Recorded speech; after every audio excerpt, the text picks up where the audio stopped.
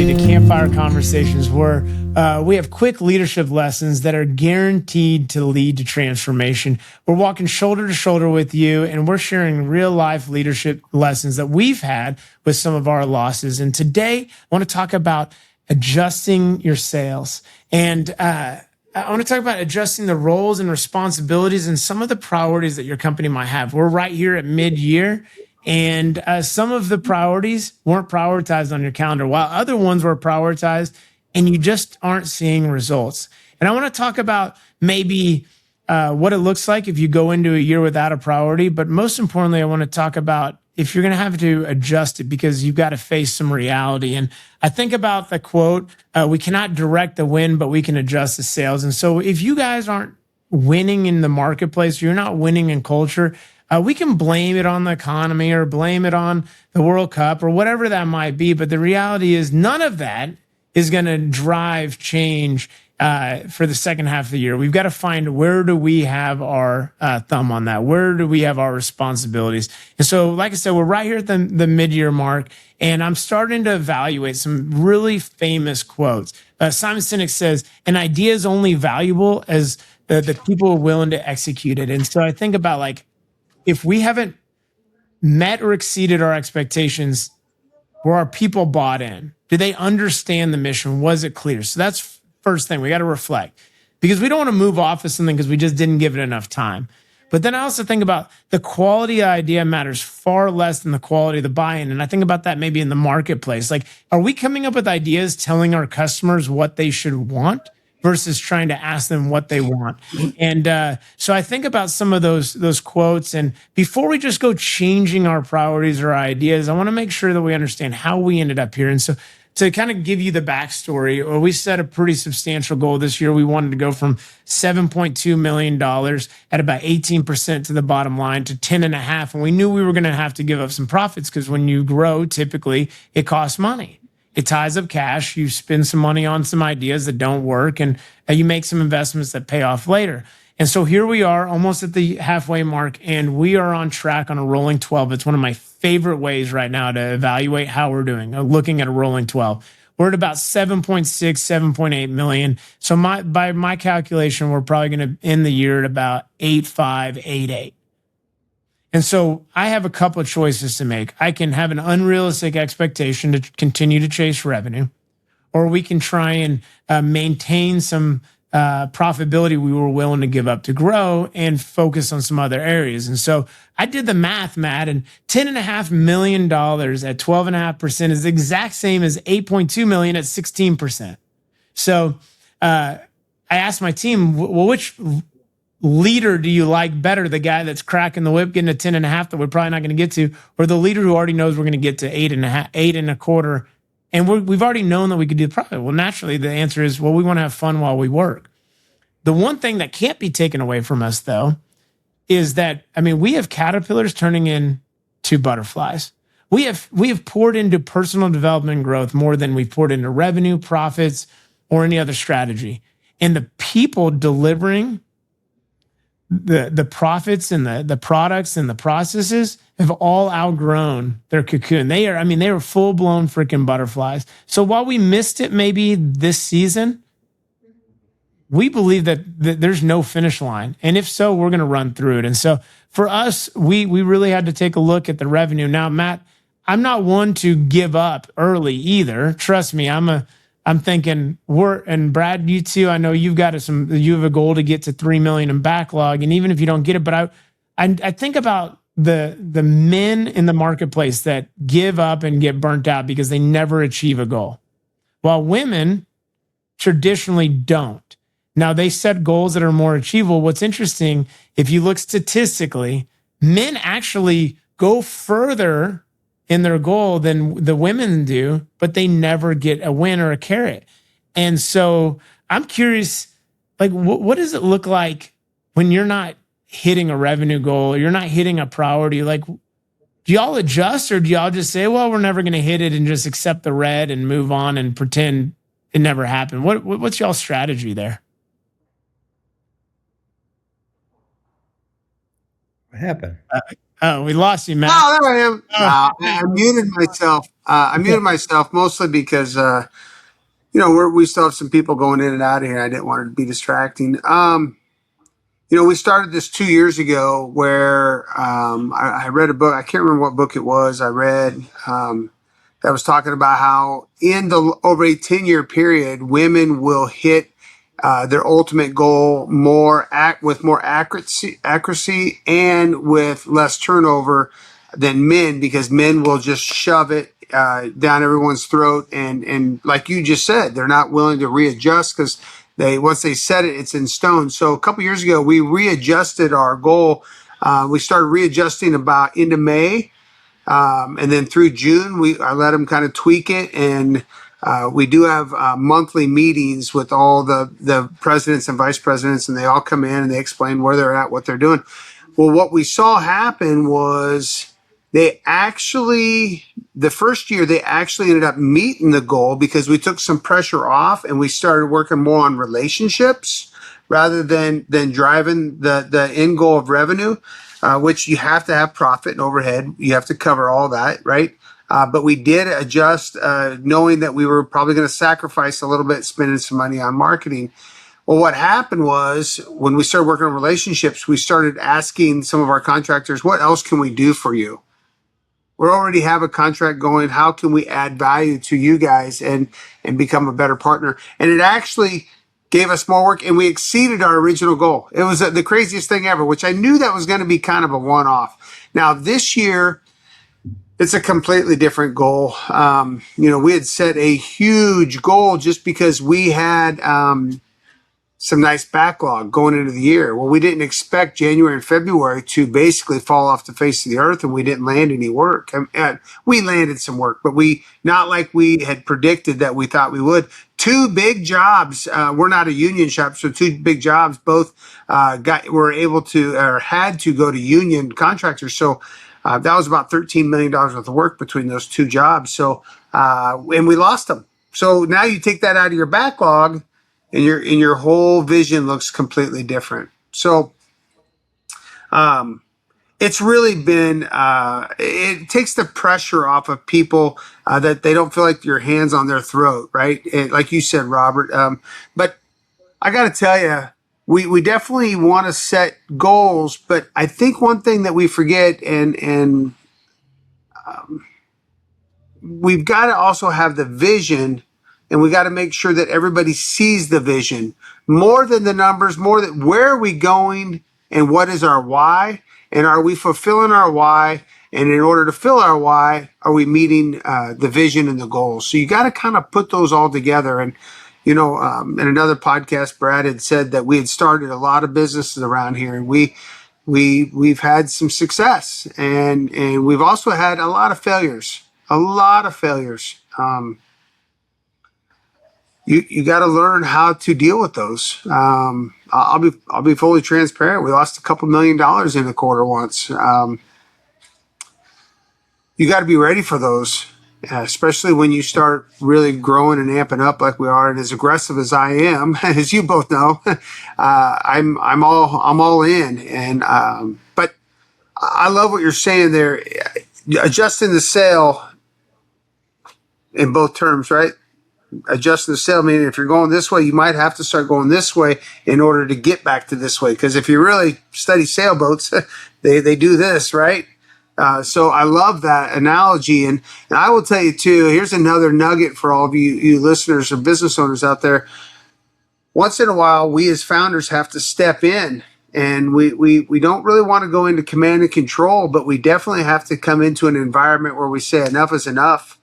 Because when your culture's slipping, more than likely what's happening is you're letting your standards fall also, and then your culture is hanging on to them. I truly believe your standard guides is the lid for your culture. So if there's somebody out there right now that's struggling with their culture, more than likely they have some people that aren't doing their job very well, and they're not setting a good standard. Or the founders aren't setting a good standard for them. Brad, what about you? I know you were aiming for, I believe, a 3 million backlog. I don't know if I got the exact time on it. You just heard Matt share that January, February was slower, and being in a smaller company like you and I, that means it's really slow. So what about you? Are you adjusting the sales? Are you exceeding or meeting or right on track? What are you? We are just a little behind. Oh, We've good. we've yeah we've sold, so we're not just June is not over. We've sold 1,000,002. Wow, So congrats, yeah, dude. I think all this is very. I've given this a lot of thought, and I've listened, Matt, you talk about adjusting it, and last month we started talking about that because it really started to look like with some of the bigger things that we thought were gonna go our way or just getting pushed off. Not that they will or won't happen. And we started talking about when we execute and the work we did last year that's paying off this year. And the work we're doing this year will continue to pay off this year and next year. And it really is about trajectory. And whether we hit 1,000,005 this year or we hit our goal, if we keep focusing on execution, the score will take care of itself. Sometimes we don't get to pick the timeline, but we do get to pick the execution. And we've identified some things we can do. What we need to do is very clear. How fast the results will come is, like you said, not always for us to decide. Right now, it looks like we may just hit our goal, but either way, we're going to execute. We have a list of things that we're executing on, and I have a list of things that I better get organized so the chaos doesn't get out of control. And we keep doing that, and I think we'll keep moving in the right direction. So um, I've found that it's really helpful to talk about that. And Matt, you really inspired me to do that, to say, hey, if at the end of this year the score is not exactly what we set out for, that's okay because it's coming. That's right. And if we have good trajectory, you start going down the road a few years, and the number will get plenty big enough if we're doing the right things in time. But we Yeah. may hit it. So maybe that's not exactly what you asked, Robert, but that's No, kind of what's on no, with that. that's perfect. I mean, you basically just said, do our habits and disciplines align with our future hopes and desires? And there's that saying, it says, don't be disappointed with the results you don't have by the effort you didn't put in. And I mean, Bingo. I mean, we all know that we overestimate what we can do in a year and underestimate what we can do in 10. And what we don't give enough credit to is exactly what you said, is just doing something. Learn a little and do a little, learn a little, do a little. And Matt, you just posted something about 70% and go. And I want to be very clear to the listeners. We don't adjust our goal without a lot of reflection. Hey, did we do what we said we were going to do? Yep. Was it clear enough that everybody was bought in? And do we still have the same people today as we did at the beginning? And so, like in our case, the most important priority is that we were going to grow people before we grew our business, because we knew that, Matt, we talked this. I don't want, that book of what got you here won't get you there. I want the people who help us get there are the same people that we continue to go to the next level with. And to do that, we have to grow them. We have to. I've turned over some incredible people because I didn't grow them, but I grew the business. Mm.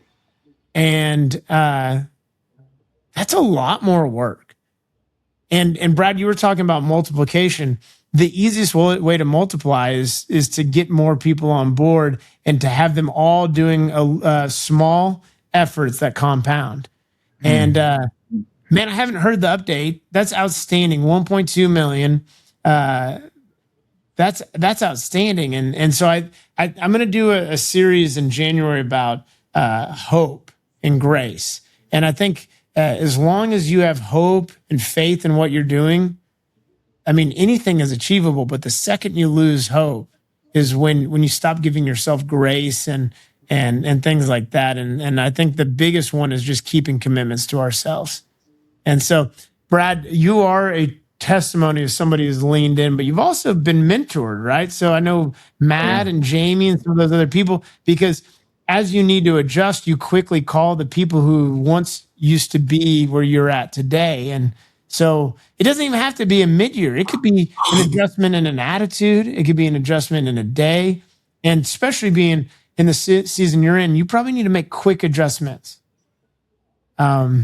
Quick, like a jet ski. You got to on a dime move because you are building a business. So I love that. I just got a mental image of us all together on a jet ski, and it really wasn't pretty. Nice. 3 jet skis or like all 3 on one jet ski? All 3 on one.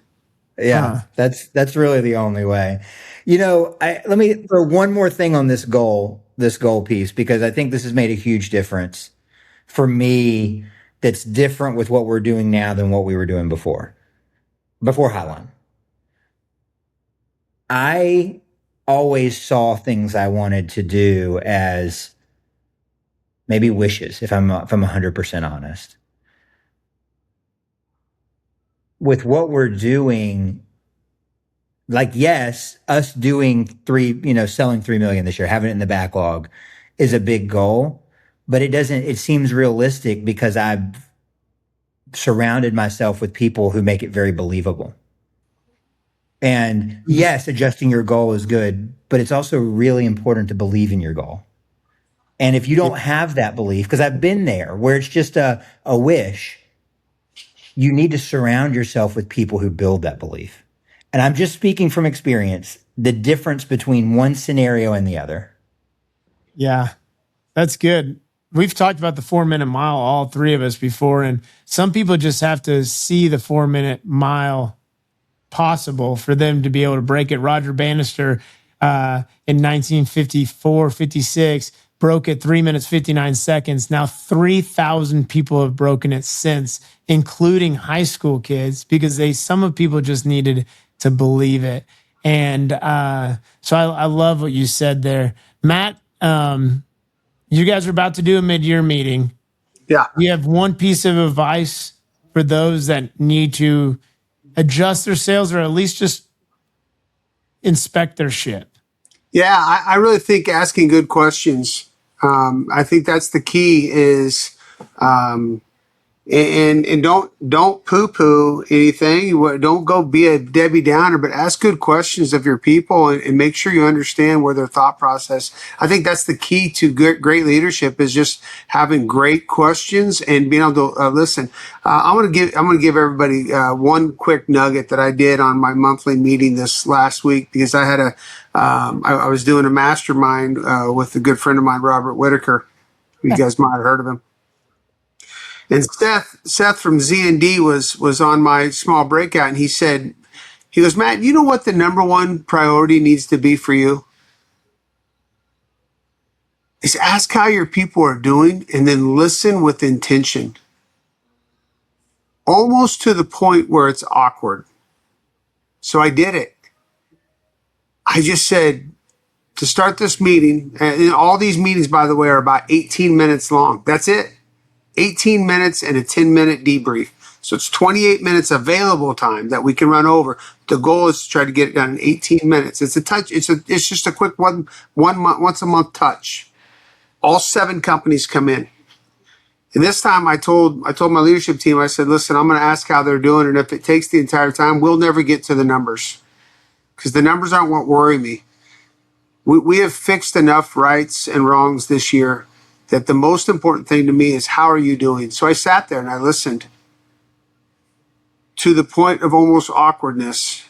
And you wouldn't believe how some of them just spilled their guts about their anxieties or about how great they were doing. Man, Jamie went off. He's like, I'm hitting on all cylinders. I feel the best I've ever felt. Like he just went off. And some of them weren't that way. But I want to tell everybody out there that whether you're readjusting your goals or whatever, check in on your people and just make sure they're doing okay. That's my advice. Yeah, that's great, Matt. And I'm glad you brought up the questions. You have 2 choices. You can either give direction or ask questions. And giving direction maintains the power and the singular perspective. But if you ask questions, you're inviting new perspectives into the room and sharing the power, sharing the blueprint. And I love asking how people are doing. It's amazing. We live in a world right now, Matt, where people don't even know how to respond to how can I best support you? I don't even know how to be supported because people are so worried about the results or the profits instead of the people. And so I encourage you guys that if you want change, something's got to change. And I can almost guarantee we can pinpoint it on your calendar. Show me your calendar and I can show you your priorities. And so for us, we always this year wanted to pour into building people first. And that's just what won the first 6 months of the year. And we're going to embrace. We're having fun. We wanted to build a culture that we couldn't wait to show up to work. In a previous discussion, we talked about our Monday morning meetings were a lot of fun, and we want to maintain that. And so we'll protect it because we know, like you said, Brad, that we're running a lot bigger race. We know that 10.5 million is just a to-do to the big milestones and goals of 20, 30, 40, 50 million and beyond. And so y'all, if it can be done alone, it's just too small. We want to walk shoulder to shoulder with y'all. We want to share our leadership stories, and we want to help you get from valleys to peaks and enjoy it the whole way you go. So every Tuesday at 6 a.m., you can catch us. These are pre-recorded if you want to jump on and get with us. We'd love to help you work through your riddles.